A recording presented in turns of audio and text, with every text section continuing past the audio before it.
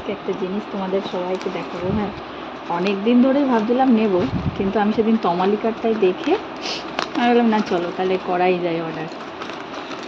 আমি জানি না কেমন আসবে কি আসবে, তমালিকা নিয়েছে দেখে আমি বললাম তাহলে সাহস করে আমিও নিয়ে দেখি।